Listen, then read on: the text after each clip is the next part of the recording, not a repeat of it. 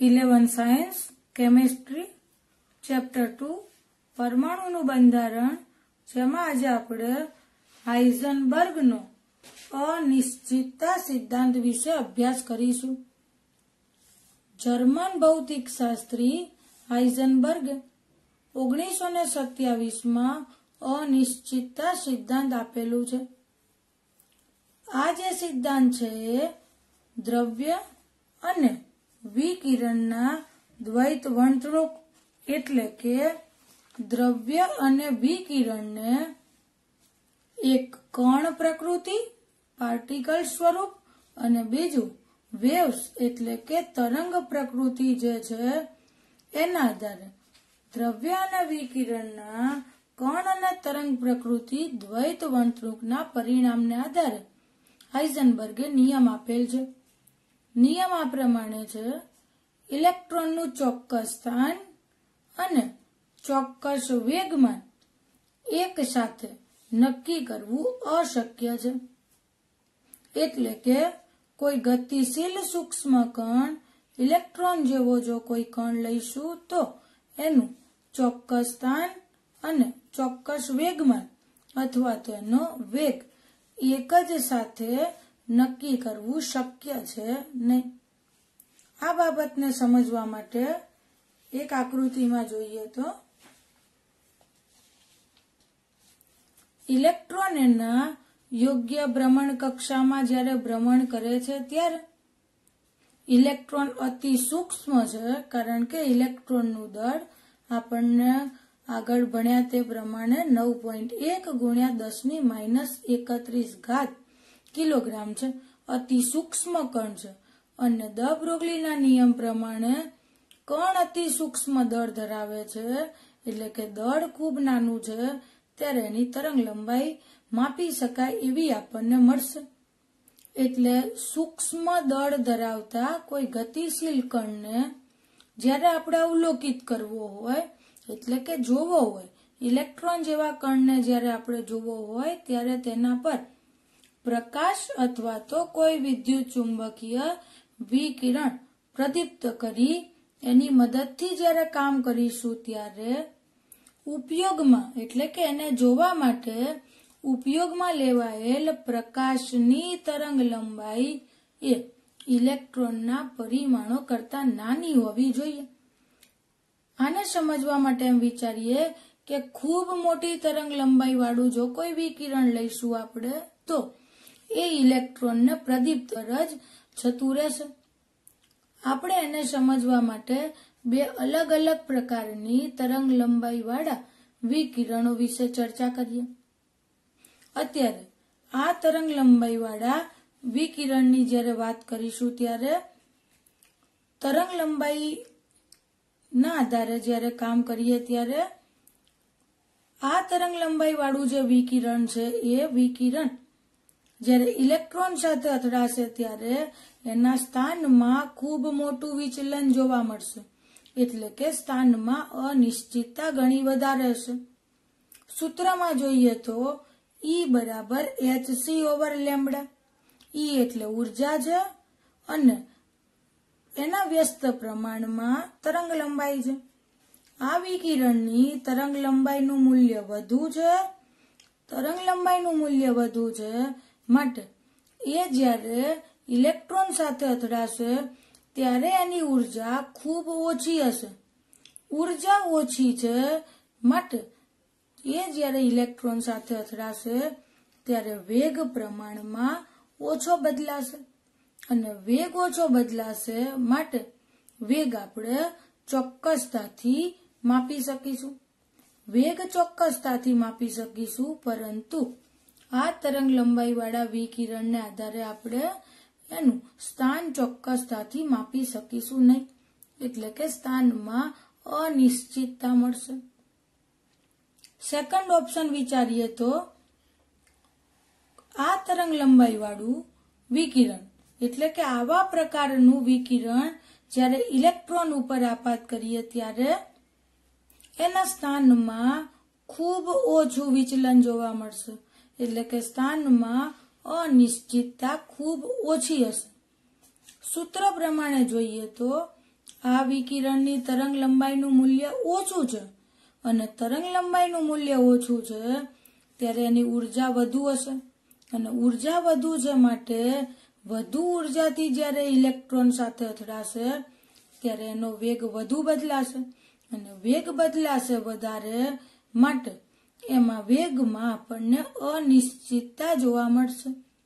અહીંયા આપણે સ્થાનમાં ચોક્કસતા માપી શકીએ છીએ તો વેગમાં અનિશ્ચિતતા મળે છે અને મોટી તરંગ લંબાઈ વાળું કોઈ વિકિરણ લઈએ છીએ તો એના વેગમાં આપણે ચોક્કસતા માપી શકીએ છીએ તો એની સ્થાનમાં આપણને અનિશ્ચિતતા જોવા મળે છે. એનો મિનિંગ એવો થાય કે ગતિશીલ સૂક્ષ્મ કણ જ્યારે ફરતો હોય ત્યારે એક જ સાથે એનો વેગ અને એનું સ્થાન બંને ચોક્કસતાથી માપી શકતા નથી એટલે કે એમાં અનિશ્ચિતતા જોવા મળે છે. આ બાબતને સમજવા આકૃતિમાં જોઈએ તો ઇલેક્ટ્રોન જ્યારે એના યોગ્ય પરિપથમાં ભ્રમણ કરતો હોય ત્યારે અને આપણે એને જોવા માઇક્રોસ્કોપની મદદથી જ્યારે કામ કરીએ ત્યારે પ્રકાશના ઊંચા વેગમાન વાળો ફોટોન વેગમાન ઊંચું છે એટલે વેગમાન ઇઝ ઇક્વલ ટુ h/λ. વેગમાન ઊંચું છે ત્યારે તરંગ લંબાઈ વ્યસ્ત પ્રમાણમાં હોવાને કારણે નાની તરંગ લંબાઈ વાળું ફોટોનનું કોઈ કિરણ જ્યારે ઇલેક્ટ્રોન સાથે અથડાશે ત્યારે ઇલેક્ટ્રોનના વેગમાં ફેરફાર થઈ જશે અને આ જ કારણે આપણે ઇલેક્ટ્રોનનું સ્થાન અને વેગ એક જ સાથે ચોક્કસતાથી માપી શકતા નથી. ફોટોન જ્યારે ઇલેક્ટ્રોન સાથે અથડાશે ત્યારે નક્કી કરેલા માર્ગ પર ફરવાના બદલે ઇલેક્ટ્રોન ઉર્જા વધવાને કારણે કોઈ નવો માર્ગ શોધશે માટે એક જ સમયે આપણે એનું સ્થાન અને એનો વેગ બંને ચોક્કસતાથી માપી શકતા નથી. આ જે નિયમ છે એનું આપણે ગાણિતિક સ્વરૂપ મેળવવું હોય તો delta X into delta PX. Delta x એટલે કણની તેના સ્થાનમાં અનિશ્ચિતતા છે, ડેલ્ટા પીએક્સ એટલે તેના વેગમાનમાં અનિશ્ચિતતા દર્શાવે છે. Delta X into delta PX greater or equal to h/4π એટલે કે સ્થાન અને વેગમાનની જે અનિશ્ચિતતા છે એ h/4π જેટલી અથવા તો એના કરતા વધારે અનિશ્ચિતતા દર્શાવે છે.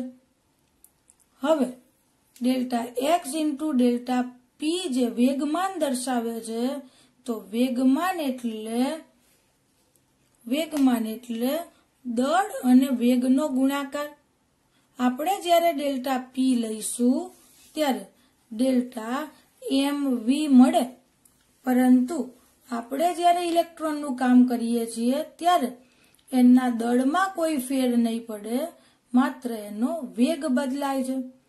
માટે આપણે નવું સૂત્ર મેળવીએ ત્યારે delta X into delta M into V X greater or equal to h/4π, જ્યાં એમને આપણે ઇક્વલ ટુ ની બીજી બાજુ લઈ જઈશું એટલે આપણને એક નવું સૂત્ર મળશે delta X into delta VX greater or equal to h/4π, જ્યાં એક્સ એક સ્થાનની અનિશ્ચિતતા છે, વેગમાન એ પીએક્સ ડેલ્ટા પીએક્સ એ વેગમાનની અનિશ્ચિતતા છે, ડેલ્ટા વીએક્સ એ વેગમાં અનિશ્ચિતતા છે, h એટલે પ્લાન્ક અચળાંક છે અને m એટલે કોઈ ગતિશીલ સૂક્ષ્મ કણનું દળ છે. હવે આ ગુણાકારને આધારે એક બાબત સમજીએ તો કે જો ઇલેક્ટ્રોનનું સ્થાન એટલે કે સ્થાન જો આપણે ચોકસાઈથી માપવા જઈએ છીએ ત્યારે ચોકસાઈને કારણે આપણને ડેલ્ટા એક્સ નાનો મળશે. હવે ડેલ્ટા એક્સ નાનો મળશે ત્યારે ગુણાકારને આટલે પહોંચાડવા માટે એનો વેગનો જે તફાવત છે ડેલ્ટા વીએક્સ એ પ્રમાણમાં મોટો થશે. માટે જ્યારે સ્થાનમાં ચોકસાઈ માપવા જશો ત્યારે વેગમાં અનિશ્ચિતતા જોવા મળશે. એનાથી વિરુદ્ધ જ્યારે આપણે વેગમાં ચોકસાઈ માપવા જઈશું ત્યારે ઇલેક્ટ્રોનના સ્થાનમાં આપણને અનિશ્ચિતતા જોવા મળશે. એટલે કે હાઇઝનબર્ગના નિયમ મુજબ ઇલેક્ટ્રોનનું ચોક્કસ સ્થાન અને ચોક્કસ વેગમાન અથવા તો વેગ એક જ સાથે નક્કી કરવું અશક્ય છે. આ જે નિયમ ભણ્યા એના આધારે એની ઉપયોગિતા જોઈએ તો અનિશ્ચિતતા નિયમનું મહત્વ. ઇલેક્ટ્રોન અને બીજા સમાન કણોના નિશ્ચિત પથ અથવા તો પ્રેક્ષક પથ એટલે કે નક્કી કરેલા પથના અસ્તિત્વને તે નકારી દે છે. જો કોઈ ચોક્કસ સમયે પદાર્થનું સ્થાન, તેનો વેગ જાણતા હોઈએ અને તેના પર તે સમયે લાગુ પડતું બળ જાણતા હોઈએ તો અમુક સમય પછી તે પદાર્થ ક્યાં હશે એ આપણે જાણી શકીએ છીએ. હવે સૂત્રને આધારે આપણે કેટલાક એક્ઝામ્પલ જોઈશું.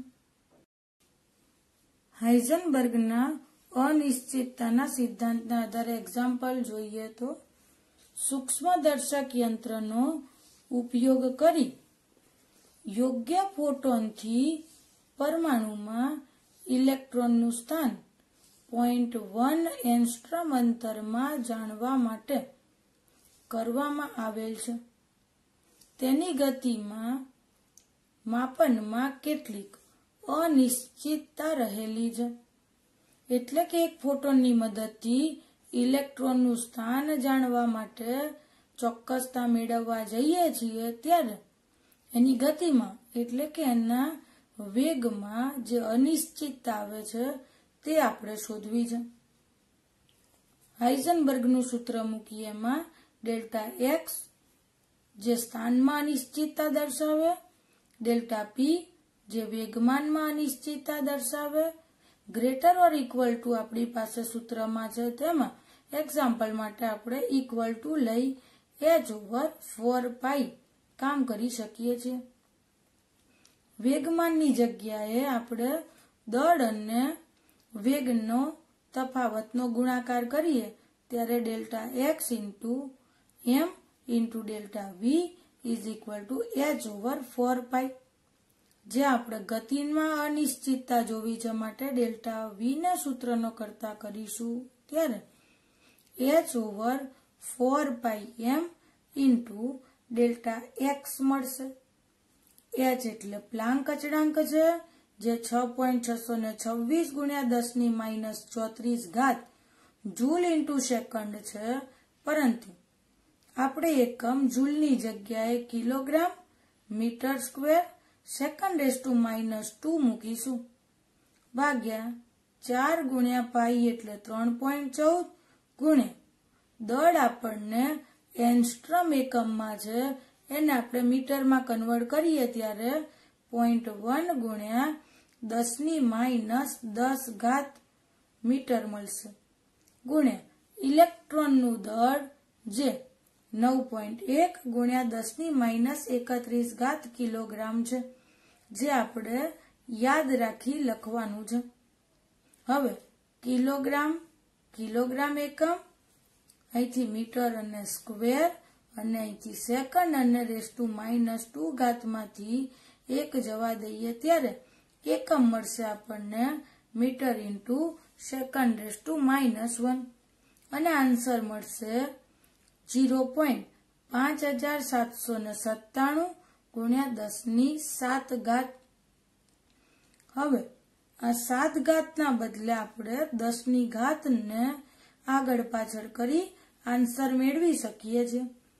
એક સ્ટેપ પોઈન્ટને પાછળ લાવીએ ત્યારે આન્સર મળશે 5.79 ગુણ્યા 10⁶ મીટર ઇન્ટુ સેકન્ડ ઇનવર્સ, જે ગતિના માપનમાં અનિશ્ચિતતા એટલે કે વેગમાં અનિશ્ચિતતા દર્શાવે છે. આમ અન્ય अन्य एग्जाम्पल આપણે હાઇઝનબર્ગના સૂત્રનો ઉપયોગ કરી અને સોલ્વ કરી શકીએ છીએ।